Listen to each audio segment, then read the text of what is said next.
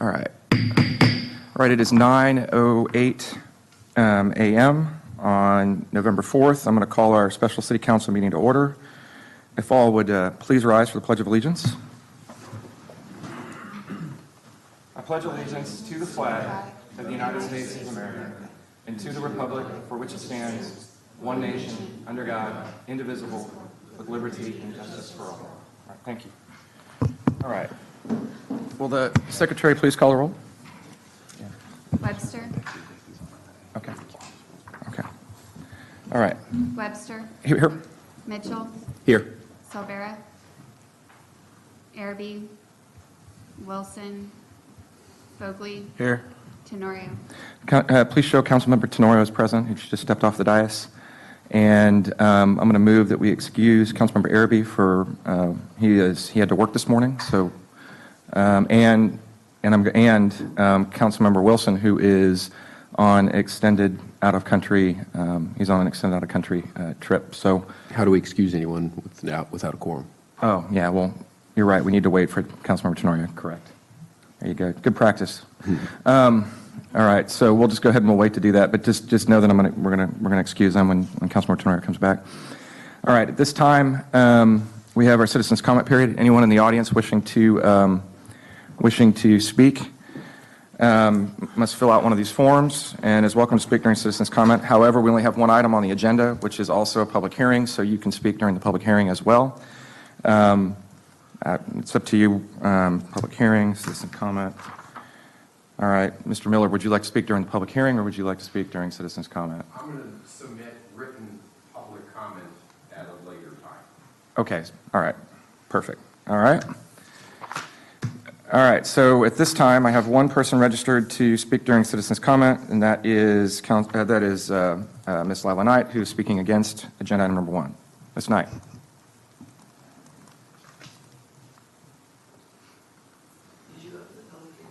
No, this is the citizens' comment period. But you noted citizens' comment. That's why I called you during citizens' comment. Okay, all right. All right, is there anyone wishing to speak during citizens' comment?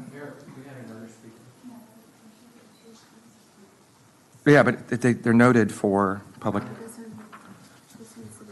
Okay, all right, I got you. All right, I'm sorry, Daniel Conway? I'm sorry, Mr. Conway. Apologize for that. Actually, Ms. Knight, I apologize to you too. I had them. Yeah, I had them mixed. Mr. Please state your name for the record and make your comments. My name is Daniel Conway, and I live here in Kyle or Niederwald. I'm not sure which one, but I just wanted to bring attention to Kohler's Crossing. That's a very dangerous intersection. Mine and my lady's life completely was changed on the 13th of last month because an 18-wheeler pulled out of that crossing and went across 3 lanes. Can I ask you Kohler's in which Kohler's in what? In 35, I'm 35, sorry. Okay. Kohler's in 35 at the frontage road. And I'm just trying to bring some light to the problem there because it's a very dangerous intersection. I actually went and filmed at that intersection a few days later, trying to make sense of all this. And in the video, you can just see car after car after car after truck after car. They run from that stop sign across 3 lanes of traffic. And I don't know if y'all remember the accident that was last month where an 18-wheeler was rear-ended by a truck.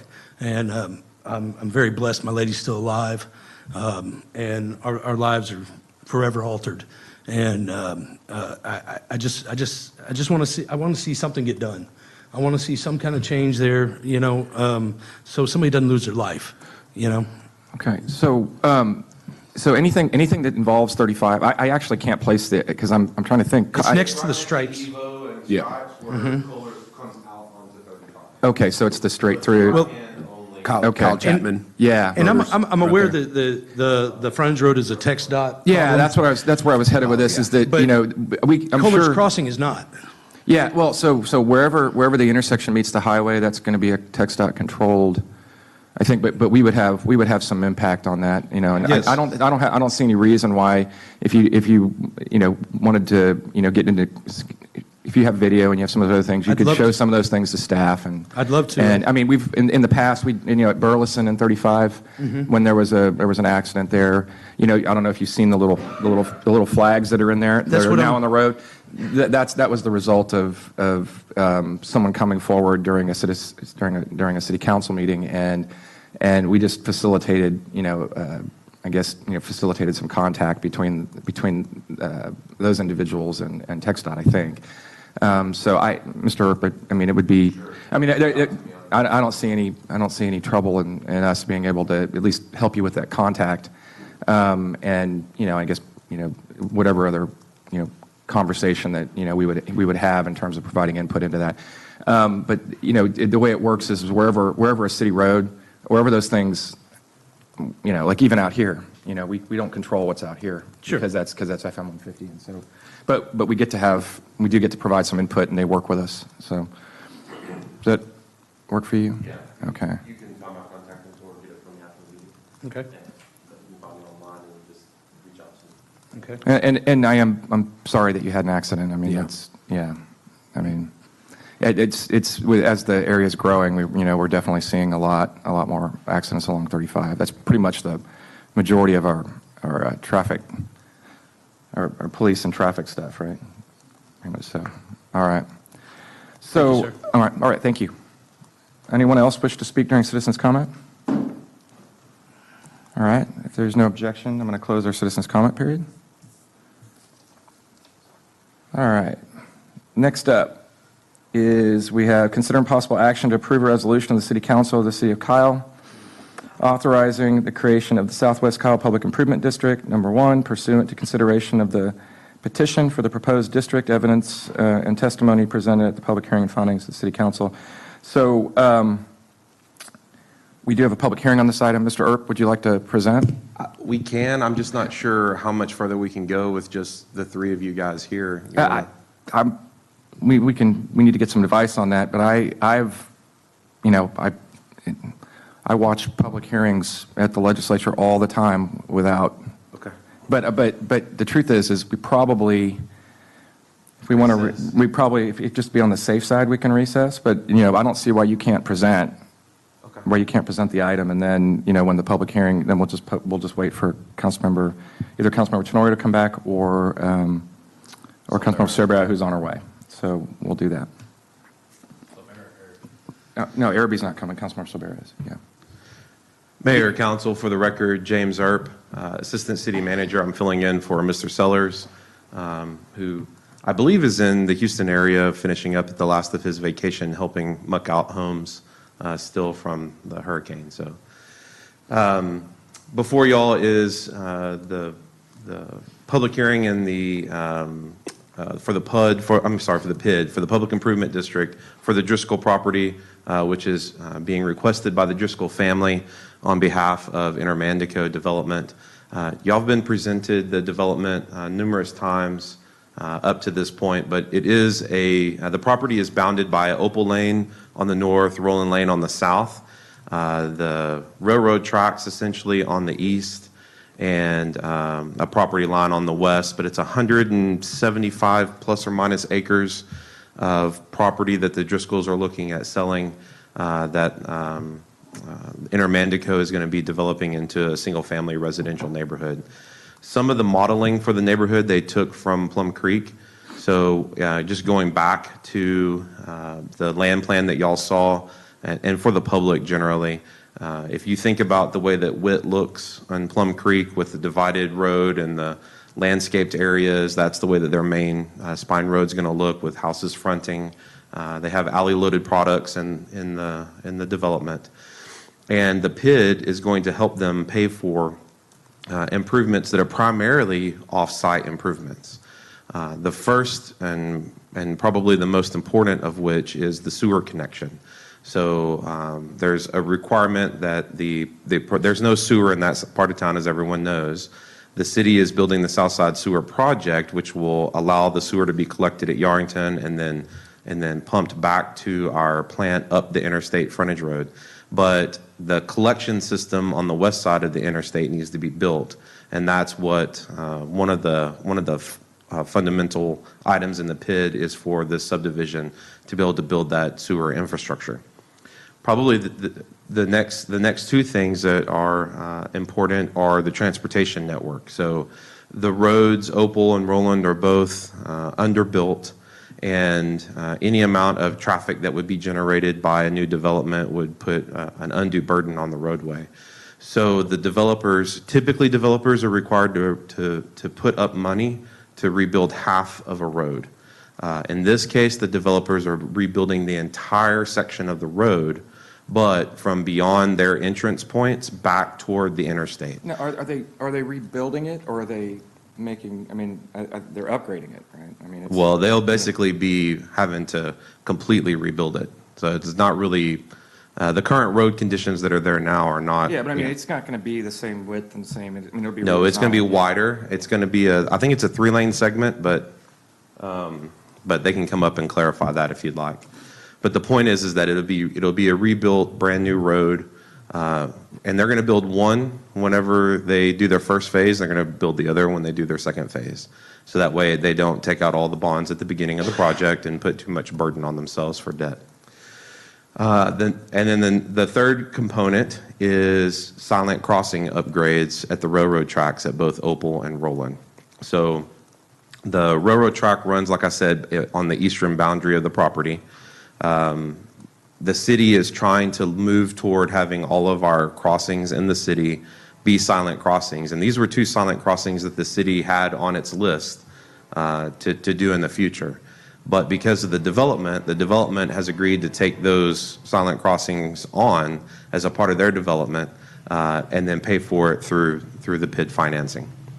Then the last component of the PID financing that's before y'all today essentially deals with the parkland improvements and some of the amenities inside, some of the aesthetic upgrades that are going into the subdivision to make it a nicer subdivision. It's really come a long way from where we first started. So that's primarily the areas that the PID covers. It's utility infrastructure, it's transportation infrastructure, it's the silent crossing infrastructure, and then it's the amenities and aesthetic upgrades inside the development. So. Okay. All right, well, wasn't there some, and talk about drainage a little bit. Like what can you add some specificity around the drainage improvements or and I don't know how much you know about what they're. Well, it may be better if I let the applicant come up and answer those specific questions, but generally speaking, they're very aware of the topography of the land and the area that tend to be, the wetter areas and drainage. So they will be abiding by our stormwater management plan. Mm-hmm. They will be coming into the stormwater utility. They will be building on-site detention that also is going to be sufficient for their property and then also deal with some water quality issues. And then there's also some upgrades that need to happen at the frontage road with TxDOT to be able to handle the proper conveyances of water in the storm events. I want to say, and Brett can correct me, but I want to say when we went out there and looked, TxDOT only designs now, I believe it's to the 10-year flood standard, which is really, really low. Some instances 25. I think this is a 2. So where the road crosses, the railroad tracks comes out the other side, and then essentially is in TxDOT right-of-way. It's about a 2-year conveyance. So those are things that are going to be improved in all this project to help keep the roads from flooding, keeping them open during most rain events. Obviously, if it's some of the 17 or 18 inches of rain that we've gotten in a few hours in the last couple of years, they might still be inundated for a short period of time, but then they should drain quickly. If you have more specific questions than that, then be happy to pass the mic. All right. Anybody have any other questions for Mr. Earp? All right. We can have the applicant we can have them come up.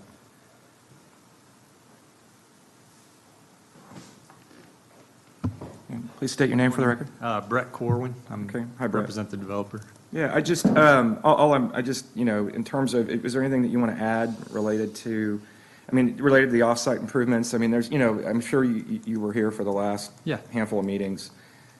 There certainly was a lot more people, that were expressing concerns about the development. And, one of the things that I want to want to really bring out is that, what we're dealing with today, and Councilmember Silvera is on her way, so I just got texted from her. She's, just so you guys know. So we will be able to open the public hearing here in a few minutes.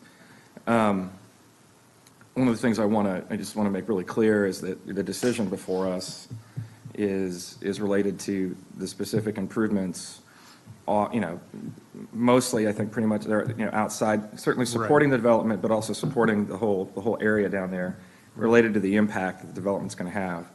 And, and that, that your development is going to happen, whether the PID gets approved or not. That the PID is specifically related to the, these off-site or, these general improvements that we were seeking for the area. Right. And so I just want to be really clear about what those improvements are.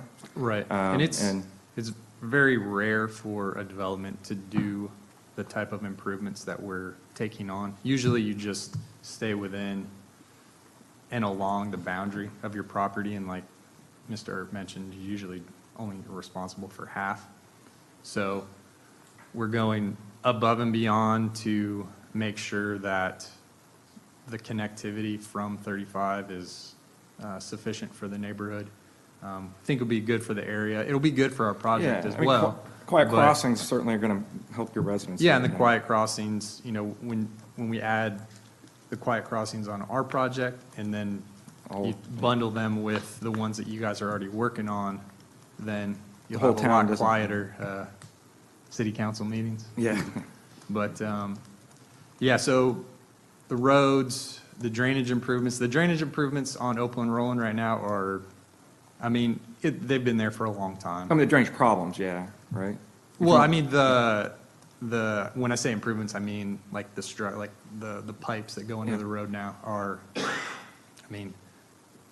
completely insufficient, but, those are old roads, and so what we're coming in and putting in will help a ton. It's a huge upgrade as far as drainage goes on the roads.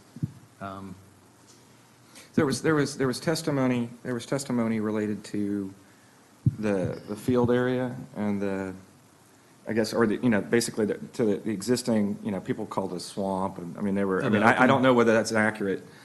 People were, sometimes those characterizations may not be as. There's definitely a drainage area that goes in and through that open space that we have.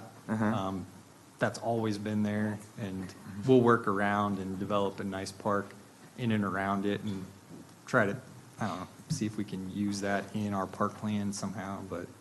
Okay. All right, hold on one second. So, Jennifer, you show Councilmember Silvera present. I'm going to correct myself. I think Councilmember Torrio left. I don't know why, but Councilmember Tenorio's left, so we need to show her as absent.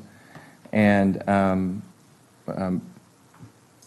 going to move right now that we excuse Councilmember Wilson and Councilmember Earp. And I'll find out why Daphne got up and left later. You guys can decide whether to excuse her at the next meeting.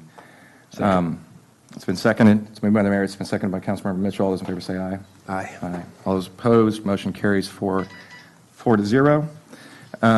We do have a quorum now, so, just in case that the public hearing would have been an issue, but we do have a quorum, so we will be able to open that when we're ready. Okay? Seconded. Councilmember Mitchell. All right. Thank you. All right. So, Mayor, I think the last part that you had asked us to cover from the comments that came at the last council meeting was the land uses, which, are already entitled, but still we want people to understand. So there is, in this project, some property set aside for multifamily. The multifamily is immediately adjacent to the railroad tracks. It's basically, there's some parkland because of some of the drainage issues, and then a multifamily parcel of about 25 acres that's, it's down to 16 acres, Brett tells me now. 16 acres that's immediately adjacent to the railroad tracks. That is in line with good planning because you want your denser development, be able to access the freeway quicker. There'll be multiple stories, so it'll help shield some of the noise to the single-family residential area and then the people who live out there already from the train and from the highway. There's also a very small neighborhood commercial retail component at the entranceway. And the reason that that's there is simply because all the folks that live there, if they want to be able to go get a gallon of milk, they would essentially have to drive all the way down to Yarrington, all the way back up north to at least Center Street, if not all the way up to Kyle Parkway, to get stuff to run back down. So it just makes sense whenever you have a neighborhood coming to offer a small commercial component that can cater to the needs of that area. Not just, I mean, the density in the neighborhood makes it more viable, but also the other folks who live down there have the same issues too. So that's pretty much what you're looking at, is very neighborhood-oriented type commerce, whether it be a bread basket or a gas station or whatever it may be. Salons, those dry cleaners, those are the types of things that usually cater to the neighborhood, sometimes little doctor's offices. So those are the land use issues. The homes are being built by Intermandico, and I talked a little bit about, the feel at the beginning of that. So I think that was the last of the things that you had asked to make sure we Does covered. anybody have any other Councilmember Mitchell? And I'm going to bring the PID guy up to ask specific, if you have questions about that later, just, Can you get a picture of the map up so that we can see what we're talking about here? Yeah, sure. Sorry. And then my, I've given a lot of consideration to this PID in particular because I'm not particularly, happy about PIDs just in general as a financing mechanism. But one of the concerns that I've had with this is that the money we're spending towards quiet crossings does not affect traffic. It only affects noise. And it was just a week ago I was stuck behind a train for nearly an hour. And I know that the road along at Opal gets covered up by trains from time to time. And while that's an inconvenience for folks who live there now, if you put in a pretty dense subdivision right there, on the west side of the railroad tracks, what happens when a train stops in front, of Opal Lane? I know we have, financing, set aside, engineering underway, and some money from the county for rail siding relocation. But I'm just concerned about what might happen if that train is stopped there for any given period of time. With 500 folks or more trying to get out. Well, whenever you get to probably that level of density that you're talking about, chances are the Roland option would be open to. So both Opal and Roland would both have to be covered by the train for it to be a significant issue. Does that happen? Does Roland and Opal get covered both? No. I want to say no because that's where I currently reside, and we use the back road, which is Stagecoach Road, to go either to San Marcos or come to Cobb. So there is actually a back way. Right. That was going to be my next answer. Is if for whatever reason I don't get many reports that it blocks both those roads today, but let's just say for argument's sake it did. It blocked both the roads. It's there for a long period of time, and the neighborhood's at full development, plus the people that already live out there, right? Well, my experience would tell me that traffic on the interstate would start to back up, and then once it got to about probably 10 or 15 cars waiting to turn, right, they're going to go down to Stagecoach, and they're going to go around and into the back way to get to their subdivision. If they're on the other side, they'll probably wait for a short period of time and then turn around like they do here at Center Street and then go find an alternative route. The other thing is, I mean, can't you get to Yarrington from the back? Can you get? I'm just not. Yes. Well, Can you Yarrington get around? takes you to Stagecoach, right, through Blanco Vista. Yeah, so you can somehow get around and You would go down to get over, Yarrington, right? Yarrington Yeah. into Blanco Vista to Stagecoach back up to Roland or Opal. And I have a question, I'm sorry, Travis. Doesn't Stagecoach is also in our comp plan to expand sometime? Yes, I believe it's in our master transportation plan. Yes, ma'am. Okay. Anybody have any other questions for Mr. Earp? Or were you finished, Councilmember Mitchell? I'm sorry.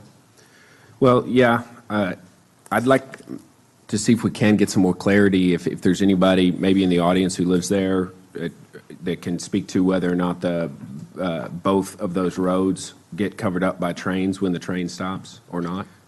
Yeah, so- Tim, I would like to ask Tim to give some testimony. If you could come forward, Yeah, but please. when the public hearing, you can, yeah. No, I'm asking him a question. I'd just like to get your testimony. We've lived there since 91.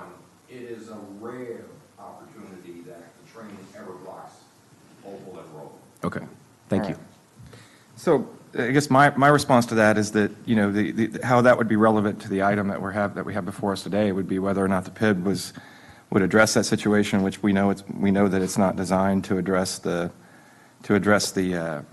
siding issues related to the train stopping, which is the same issue we have here. And as you alluded to, we do have plans to try to address the siding issue, and it's really a funding deal. You know, the county's put in a couple.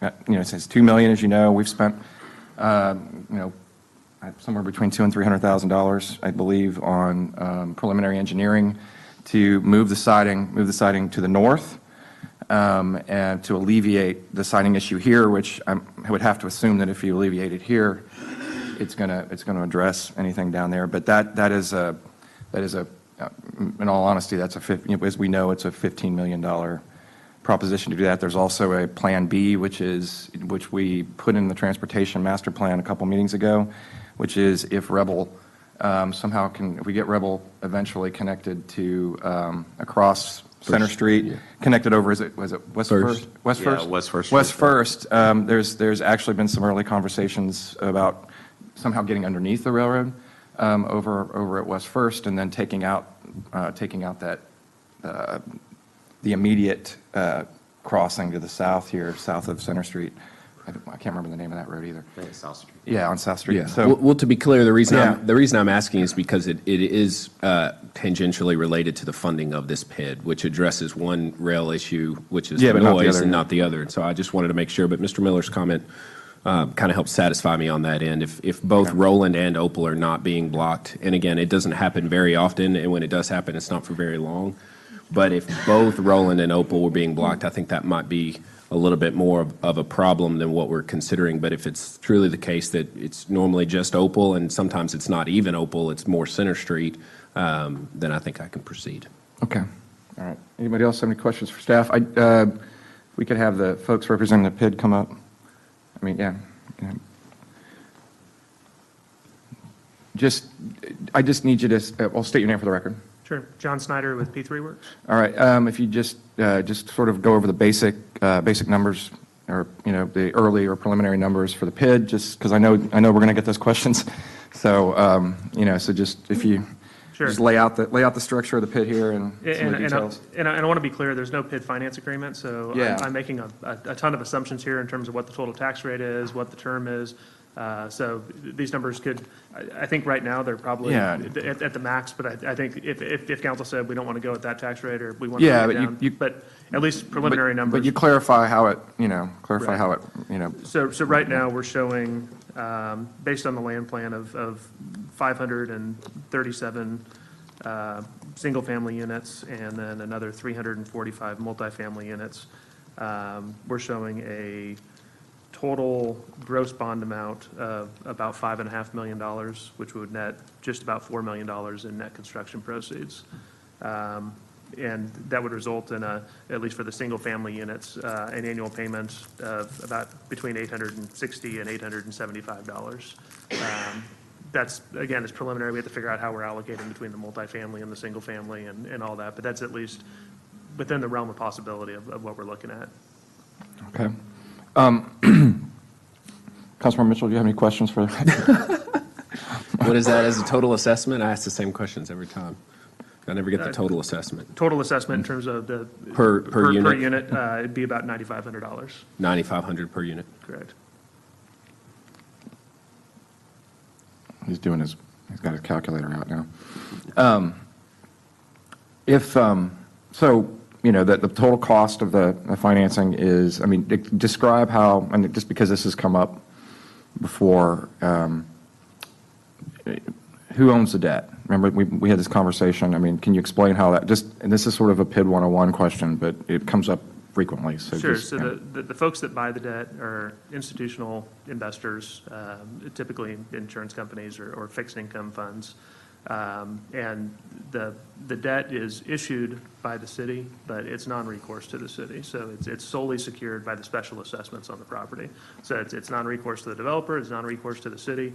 The only recourse that the holders of the bonds have is to come and foreclose on the property if folks aren't paying their assessments. That's it. So if the development doesn't get built, The city's not on the hook for the debt. City's not on the hook, the developer would be responsible for, if bonds have been issued, the city, or excuse me, the developer would be responsible for paying the annual installments. If they didn't pay them, the bondholders come foreclose and get a new developer in and move forward. Okay. All right, is anybody else? Councilmember Silver? Thank you, John. So what are you going to bring with the PID? What's included? Are they going to have, what kind of improvements? That's what I would ask. So, yeah, we went over that, we went over that before you got here. It's really, Sorry, just yeah, it's do it, Mr. Earp's question. It was, we'll let Mr. Earp answer that real quick, just so that. So Councilmember Silvera, quickly, there's essentially 4 areas that the PID is covering. The first is off-site sewer improvement, which is necessary to build the sewer collection system from Yarrington up the west side of the access road to service the project. So that's the first thing. The second thing is road improvements at Opal and Roland Lane, where the developer will be building the entire segment of road, which is not normally what a developer is required to do, but from the access road to beyond the entrance of their subdivision. So that way the folks who are going to their subdivision, will not be putting additional burden on the roads that are there today. They'll be rebuilt. They'll build, I believe, Opal first in the first phase, and when they move to second phase, then they'll build Roland. The third thing is silent crossings at both Roland and Opal whenever they do the improvements for the roads. So they'll be doing those at the same time. And then the fourth thing is for amenities inside of the property, parkland improvements, the amenity center, landscape upgrades, other things that are aesthetic upgrades inside the development. So those are the 4 things. Okay. And there's also like a water thing right in the middle of that property, right? Oh, Drainage. the drainage area. Yeah. Yeah, drainage improvements are part of that too. I don't know if the PID's funding the drainage improvements or not, but it's eligible to be funded. Okay. And the other question, how many home builders do you have to do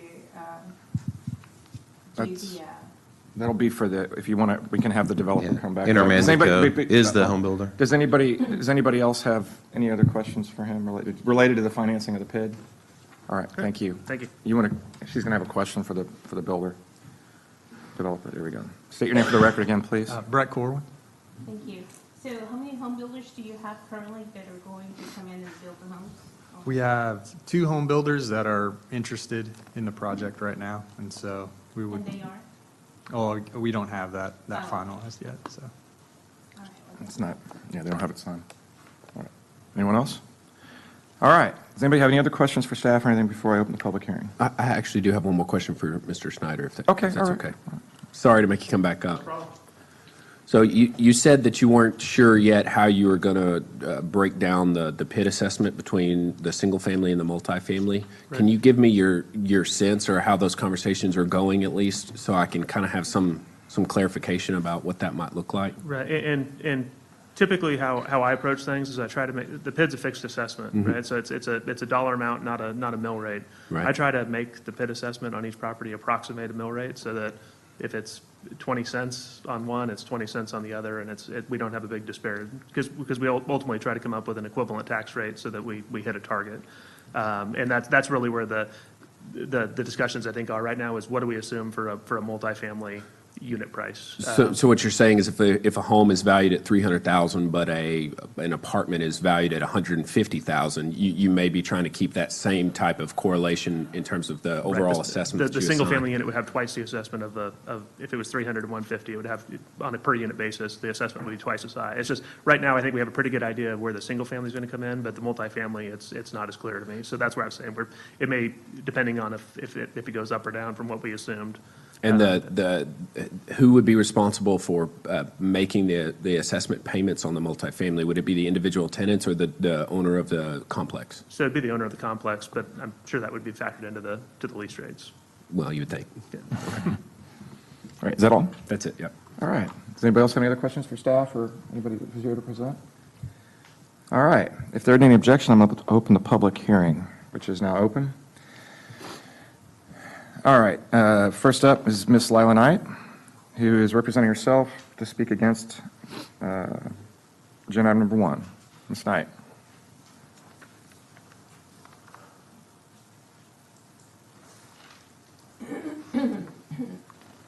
Morning.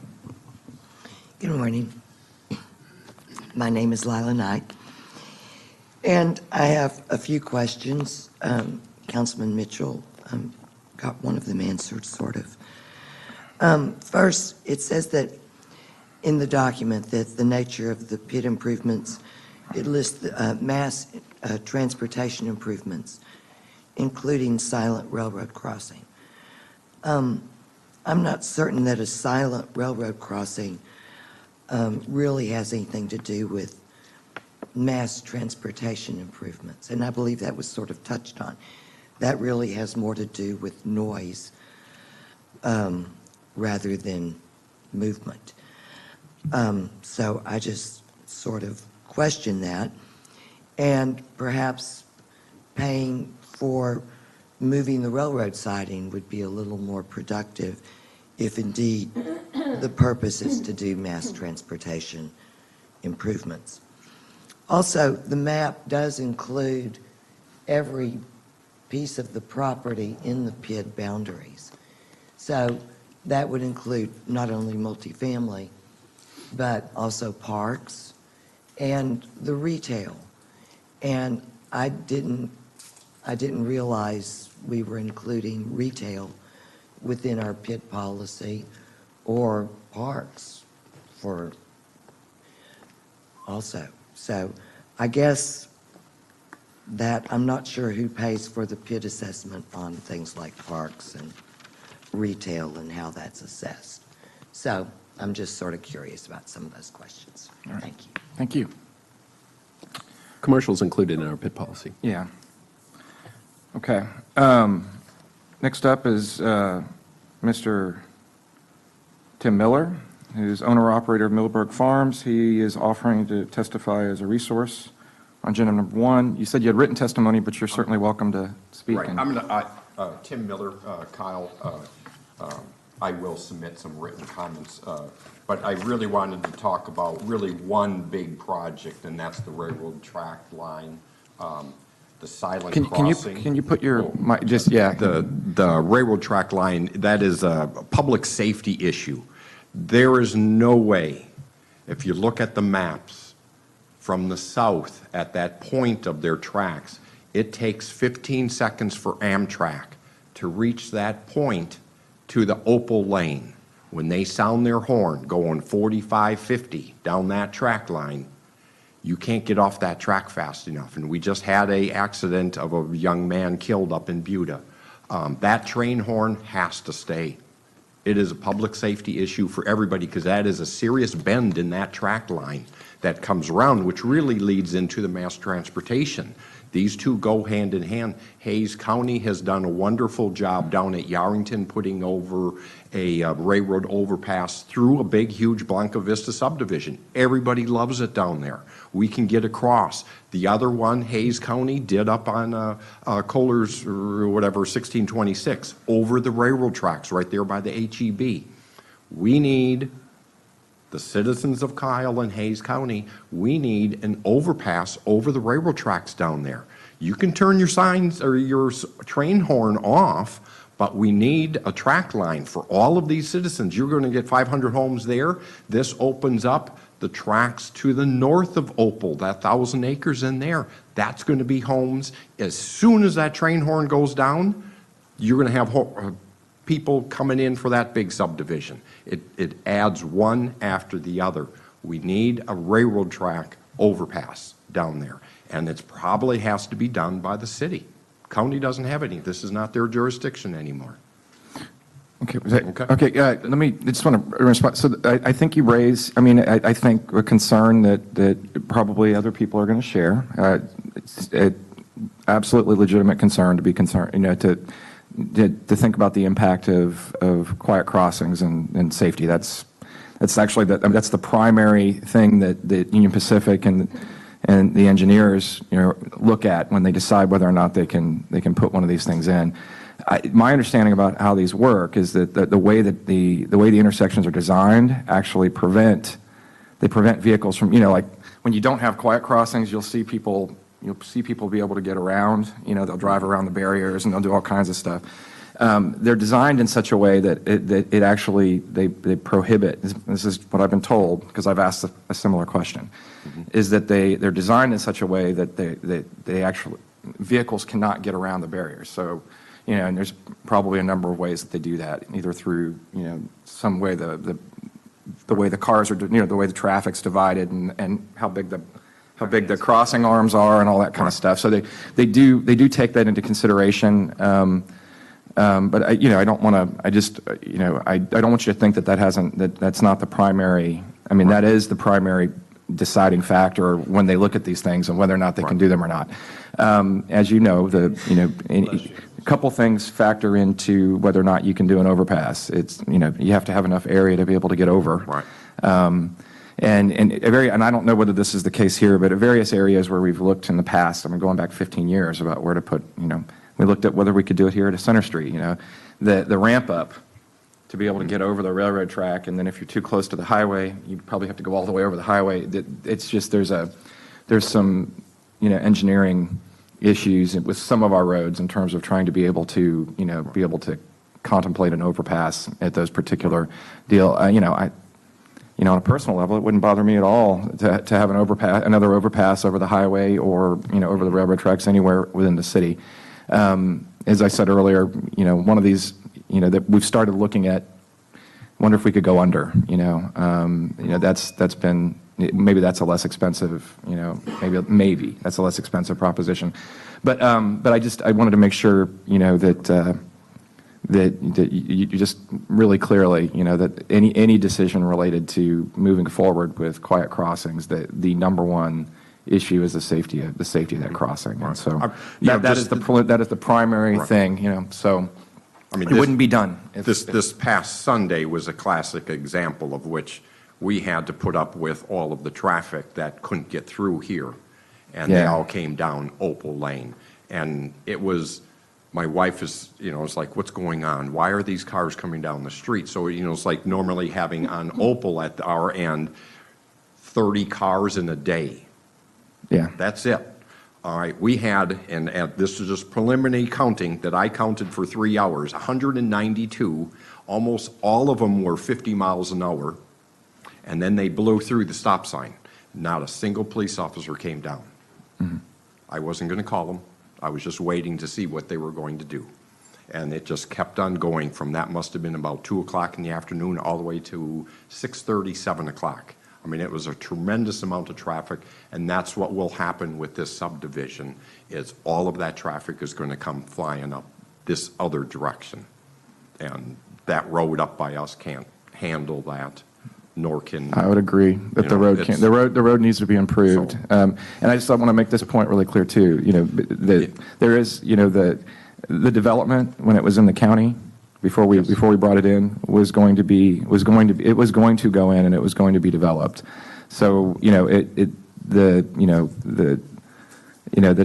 decisions related to the annexation and all those other things were all about us being able to try to be able to work with the developer and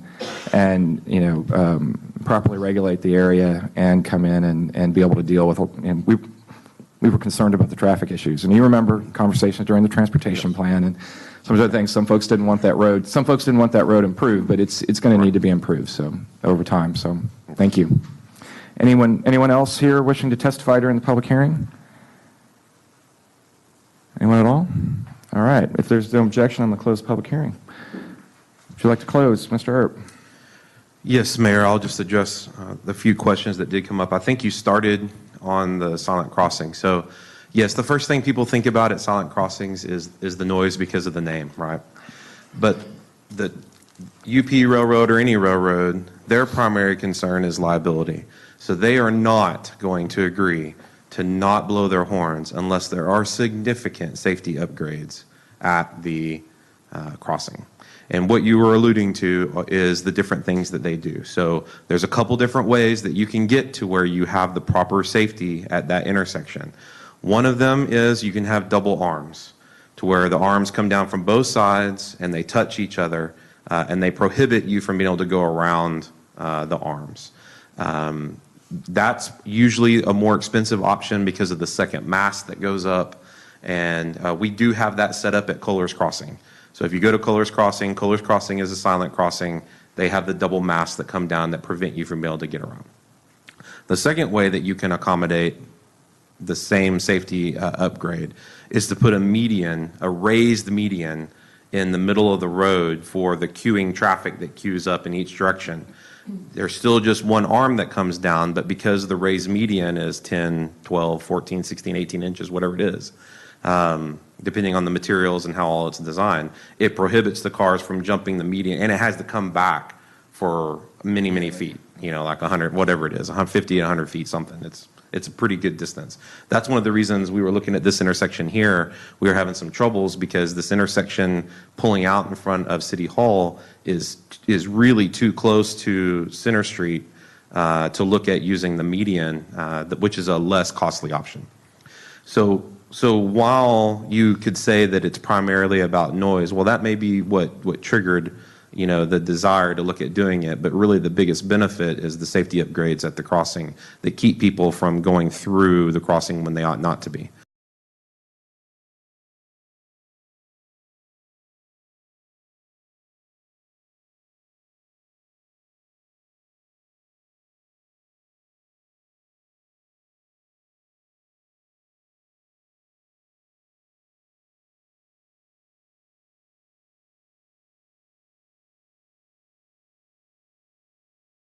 Now, Mr. Miller mentioned, well, what if cars are already on the tracks? Well, that can happen anywhere at any time at any crossing, and that's something that the train, engineers have to plan for and have to understand. If they always have that possibility that could happen today. So whether the train blows its horn or not, it's coming around the corner. It has to have sufficient visual. I want to say there isn't a week that goes by that I'm not here. I'm not in town, and I see somebody go around the. Oh yeah, it happens all the time here. At least once a week since I've been mayor. Yeah, somebody's gone around. As far as happens every week. Yeah, as far as the parks, how they're handled in the pit assessment, I'll pass that to John and let John answer that question because I know he knows. And then lastly, to Mr. Miller's comment about the overpasses. So first, I just want to correct you, Mr. Miller, and let you know that neither of those overpasses that you talked about were built by the county. The one at Yarrington was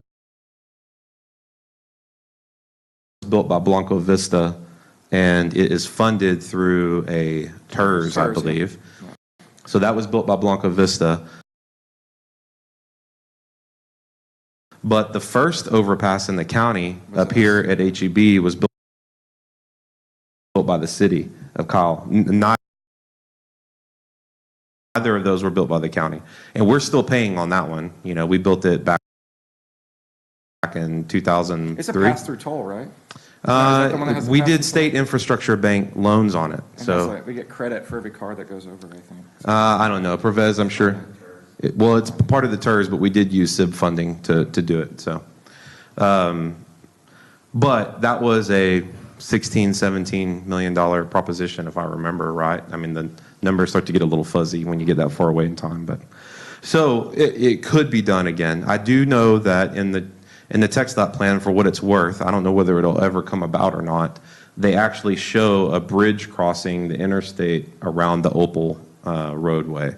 That gets on the plans and off the plans and on the plans and off the plans so much that I'm confused whether it's there today or not. But the last time I looked or asked, it did show still a potential crossing at the interstate. If you have a crossing at the interstate,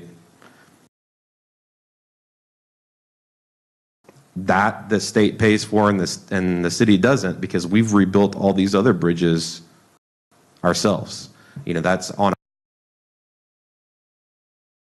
our debts, and that's part of the reason that our citizens have the debt load that we have, is because the state has not been building the bridges. So every bridge in the city of Kyle that is built across the interstate has been built by the city in the last decade. So, but it's possible if you do have a interstate crossing there that you might could get the elevation to be able to go over and have an overpass in the future. If you do that, then the real issue then is how you get access to the folks who take access before the elevation and the ramp comes down and gets back to grade. A great example of that is the South San Marcos by the Government Center. Yeah, Yes, Retro 12. yeah, right. You see the impact, to get over the railroad track and get over all that. You see how What it high really up they had takes. to go, how far they had to go back, and all those properties that are adjacent to it. There's a separate road. I mean, it's just, it's a really good example of Right. sort of the engineering issues that you have, related to trying to get over. So it's possible. Yeah. The underpasses are also possible, probably more at Opal than at Roland in the future, but still none of that is in this pit. Yeah. What is in this pit is what the developers felt like they could bite off and not to put too much of a burden on the homeowners and the future property owners of the project, but yet still make significant safety upgrades for the folks who live there today and who will call it home in the future. So I'll pass it to John unless y'all have anything else from me so he can answer the parkland, how it's handled in a PID. All right. Come on up, John. Thanks, Mr. Earp. And on the park question, the parks are not assessed, so it's just the same thing. Streets or any other, if it's a school. But they're qualifying improvements under a You PID. can pay for the parks, but no public improvement, so whether it's parks, roads, sidewalks, school site, none of that is actually paid for or assessed. Excuse me, so nobody would be responsible for paying any assessments on that. Okay. Any other? And of your hard costs, you said $5.5 million down to $4 million for construction.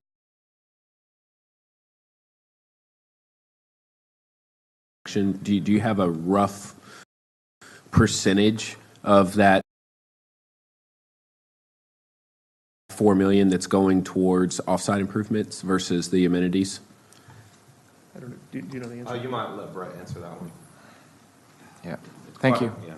Yeah, Go on. Brett Corwin, I don't remember exactly what the breakdown is, but it's the amount that we have for the entry and any park or amenities is extremely small compared to both of those roads going out, silent crossings, off-site sewer.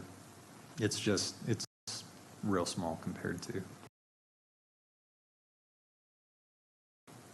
Yeah, I assume it would be. I was just curious if you had a Yeah. percentage Yeah. or a dollar I amount. state your name. Yeah, For the record. The percentage, I don't have that with me, but I believe it's about 90% is the offsite and just a smattering of different improvements throughout the community.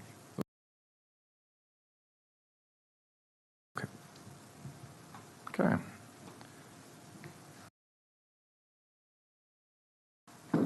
Councilmember Sobera. One last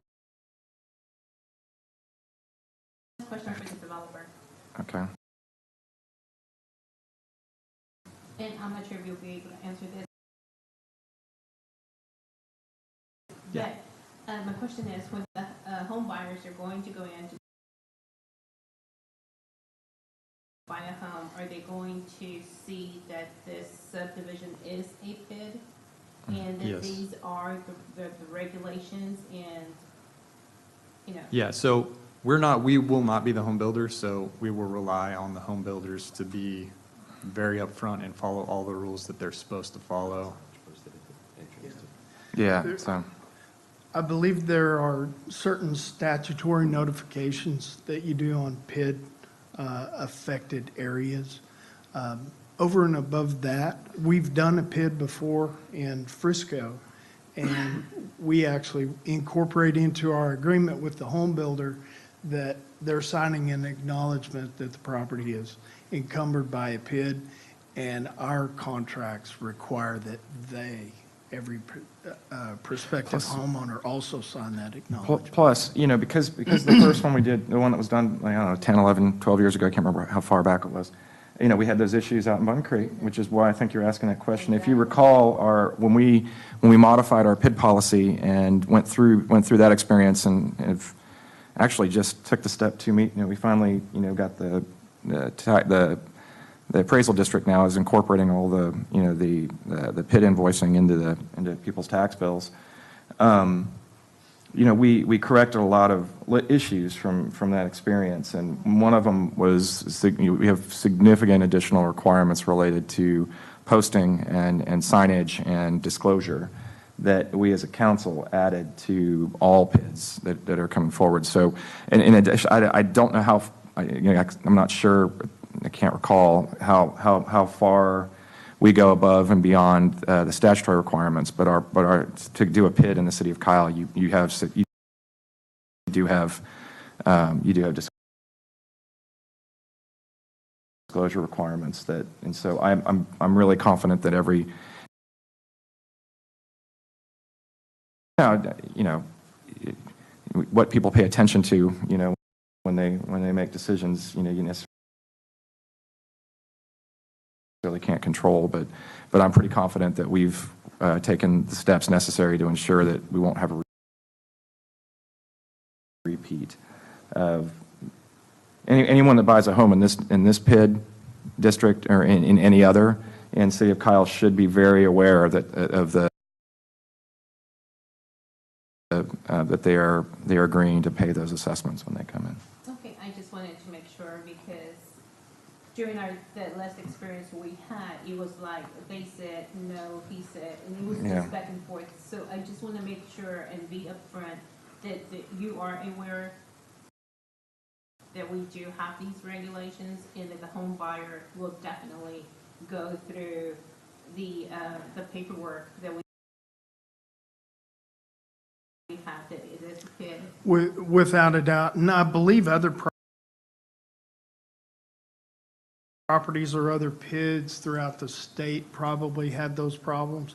And now it's gotten to the point where I don't believe I'm mistaken in saying that it's part of the closing documents as well, and these are recorded documents, you know, to let lenders know,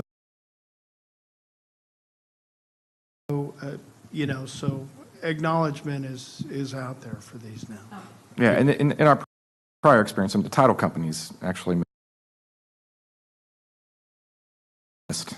I mean, yeah, again, and this is, like you said, it was a statewide issue related to the statute, and those things have been corrected, but us locally, in our community, we have some, I mean, you have to have signs posted and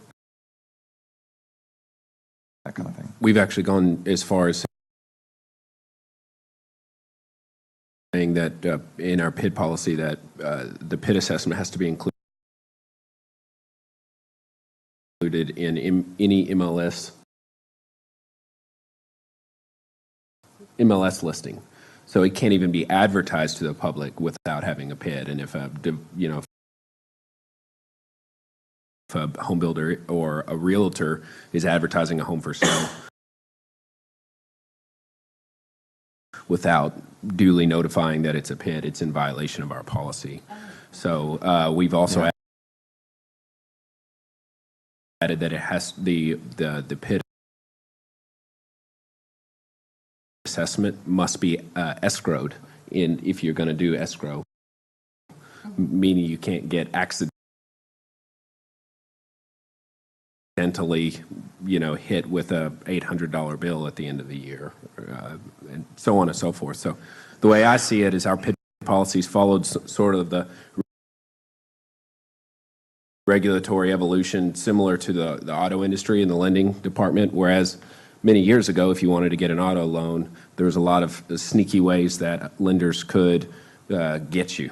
And what happened is over time, regulatory practices started to react to that, and now you've got to put your APR big and bold, and you've got to have all kinds of disclosures, and are you aware of what you're doing? Are you aware of what you're doing? And it's made a difference in the industry, and I see our PID policy following along and maybe even being a little ahead of the curve with regards to disclosing to the public what they need to know to make a wise decision. Okay. Does anyone else have any other points anybody want to make? Okay, yeah, all right. I'll let you. If you let me. I'm looking at you for a reason, Councilmember Mitchell. So I've considered, and had multiple, long drawn-out conversations with some of the PID administrators related to the city of Kyle, and have struggled with the concept of out-of-city PIDs and especially in-city PIDs because of the way the assessments are tacked on as an additional tax rate without the homeowners having a lot of say. And I've also struggled for a long time with, getting my mind around the idea of a developer taking money off the table from their perspective of cost of goods sold and being able to sort of finagle it in. It comes across as disingenuous and market manipulating to me, which is why I've had just honestly a lot of knockdown dragouts with various folks, and there's some folks in the room who can attest to that. At the end of the day, PIDs are about improving the quality of life, not just for the people within the development, but for those around the development. And it wasn't not too long ago that we had a developer in the office, at the city trying to get a PID, and they were not happy with the way that meeting went because they were told emphatically, that's not something the city is interested in. So just because a PID makes it to this point and gets approved, and it seems as if all development gets approved at the city of Kyle, that's just emphatically not true. There are a lot of things that go on before the city council level that give us the opportunity to push back against developers. And this is another example. There's a reason why it took so long for this development to finally get here. It's because the city was actively trying to help the homeowners in that area and create a better win-win scenario, both for the developer, but also for the city of Kyle and those folks that live along Roland and Opal Lane that are going to have to deal with this increased traffic. So at the end of the day, I can support the PID primarily because of that 90% number being about improving Opal and Roland Lane and the quiet crossings and the infrastructure improvements that are badly needed for drainage and other factors along that area. And it's difficult for me because there's a lot of homeowners down there that don't like it. And it feels as a council member like you're put in almost an impossible scenario where you're trying to decide between what's in maybe the city's best long-term interest as a whole and what the adjacent homeowners want to deal with for their best long-term interest and why they moved there and what their vision for their future is. It's almost an impossible scenario to try to make that decision. And what I've come to terms with as far as how I'll have to be is thinking about how do I impact those homeowners the least while still doing what I believe is the responsible thing for the city as a whole. Because if I look 10, 15, 20 years down the road without this subdivision, and what that means is there's no improvements. The street gets worse, not better. Our ability to fund and improve that street gets worse, not better. And something Mayor Webster said a long time ago is the best infrastructure improvements that we have seen have come on the backs of development. They don't come just naturally out of the blue, big improvements to Opal Lane without any new development, which would be kind of like cake and eat it too. And just like you said with Blanco Vista and the TERS, they get that big nice overpass because of development. 1626 over the bridge, that's because of development, not in spite of it. So good city planning is about making sure that we look at projects like this and ensure that we are squeezing the most out of the development to improve the lives of everyone around. And so that's why I can support it. And I thank you for indulging me to go on a little soliloquy. I knew it was coming. Anybody else?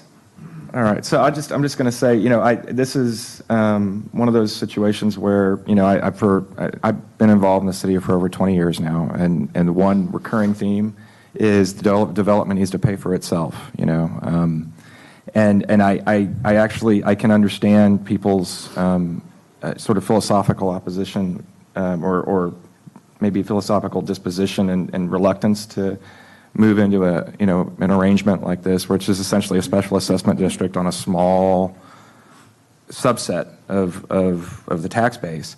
But this is the only mechanism that I'm aware of. I guess a MUD is similar to that. But districts like this, special assessment districts, that's the mechanism that I believe has the development actually carry the weight of the impact the most, rather than spreading that impact across all the taxpayers in the community. And so that's philosophically where I've been, Councilmember Mitchell. Since we started this, has been rather than to the extent we can, the folks that with proper notice and disclosure, and awareness of what they're agreeing to do, are agreeing to purchase in this particular neighborhood. And they're going to, those folks will be the ones bearing a disproportionate, they'll be bearing a slightly higher burden, to help pay for those improvements. As long as they go into it with disclosure and they make that purchasing decision, I don't have an issue. Like Councilmember Silvera, I absolutely, with our, the one that was done, over a decade ago that we had issues with, wasn't done properly. But I'm very, as long as there's good disclosure and awareness, and those decisions are made, and the market bears it. It works for me because I think it accomplishes what I've heard over and over and over and over again for 20 years. You're just letting all these developments come in, and and it's raising our taxes. Well, this is a mechanism to make sure that burden doesn't, that tax burden, to the extent possible, for those infrastructure improvements isn't borne by everyone in the community. And I've heard, I think it's very, Mr. Oppel, who's in the audience, we've had a lot of arguments, about this, or debates about this, about whether that's fair or not. And I can see that point of view. I don't hold that view, just because I think because of how long I've been hearing that those arguments. So I think it's pretty obvious that I'm supportive. So does anyone else have any other comments? Yeah, there was a time where a development like this would come in and say, we'll come if the city will build these roads and improve this drainage and make quiet crossings, then we'll come, and so the transition in thinking for the city of Kyle, based in part on the demand that we have for residential development, has given us the opportunity to have much more leverage than what we may have had 20 years ago, as evidenced by the developer agreement with Plum Creek, when the city had 2,500 people and we set ourselves up to incur a $9 million obligation 20 years later. It's a stark contrast between the way the city negotiates with developers now versus what it was. And for clarity's sake, which we just negotiated out of that. Yes. So we don't currently have a $9 million, I don't believe, agreement. It's just, I want to make sure everybody's clear on that. All right. I'll entertain a motion. Councilmember Silvera, it's your district. Motion to approve. All right, is there a second? It's been moved by Councilmember Silvera, it's been seconded by Councilmember Fogley. Is there any further discussion on the motion and to approve? One thing, since I haven't talked. Yeah. Microphone. Yeah, so I'm definitely for this project. I think the thing with PIDs, it's a new thing that we're seeing now, and this is it's an investment, and investments can be risky, and people put a lot into investments, and this leverages some of that risk. We understand that, with the PID financing, and the fact that we have this policy of disclosure for the financing mechanisms to those potential new home buyers. This allows the free market to do what it needs to do. So if a potential buyer comes in, they see that with what they need to pay, then if they can't afford it, then they'll go buy somewhere else. Or if they can't afford it, then they will make that commitment to purchase a home in that district or get finance from a lender So I think it's good to allow that opportunity for new buyers to be able to move into a home that otherwise may not be able to afford somewhere else. So going forward, you know, I'm glad to be supportive of it. Okay, I'm going to make one last point that I just want to reiterate, which is most of the concern, almost all the concern that came forward. Today was different, but at the prior discussion on this, the prior city council meeting was related specifically to the development. I mean, I asked some folks questions. I mean, if you all remember, I said, are you opposing the PID because you don't want the improvements, or because you're concerned about, you know, other issues, or do you believe that trying to, you know, stopping the PID would stop the development? And that has never been, I mean, at no point, at any point, was there ever going to be a question about whether this area was going to be developed. It was either going to be developed under the county, or it was going to be developed under the city's jurisdiction. I absolutely believe that this development is a much better development because the property owner and the developer and the builders, I mean, those folks have been working with us to make improvements to it. I believe the surrounding area is going to be better because the development's is going to supply the resources to do that through the PID. And you know, if anyone out there that's listening to this, or when the discussion comes up later, you know, this vote today is specifically about the improvements. It's not about whether or not the development was going to move forward. So with that said, does anybody else have any other? All right, all those in favor say aye. Aye. All those opposed? Motion carries 4-0.